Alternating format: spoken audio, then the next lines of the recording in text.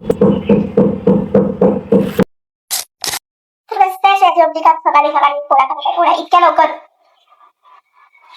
माझ्या मम्मीला आलं तर मी पोळ्याला हात पण नाही लावत. आणि आता पोळ्या करताय पोळ्या.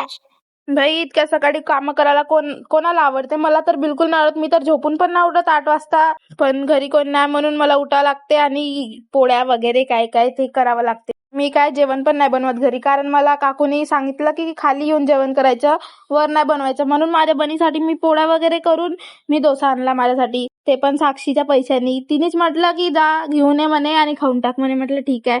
तिने सांगितलं आणि मी असं नाही करणार, कधी होऊ शकतं का? म्हणून मी डोसा वगैरे खाऊन आता जेवण करणार.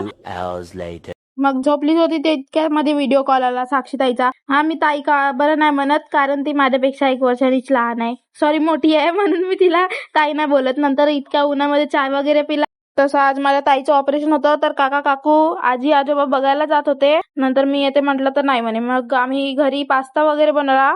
ऑपरेशन होतं त्या खुशीमध्ये नाही रे बाई, भूक लागली होती म्हणून बनवला होता आम्ही. नंतर ताई म्हणे की मला ग्रंथ बघू लाग. म्हटलं ग्रंथ? मी आधी व्हिडिओ काढणार नंतर ग्रंथ बघू लागणार. बाई आमच्या घरी इतक्या पुस्तकं आहे ना, तुम्हाला काय सांगू. महाभारतच्या, भगवद्गीता, सगळं. नंतर इतका सारा पास्ता खाऊन भाई आम्ही थकलो होतो. एवढा सारा पास्ता बनवला. नंतर चला आजचा दिवस इतकंच. मी करते पोळ्या, हे तर नकाशा बनला. बाय.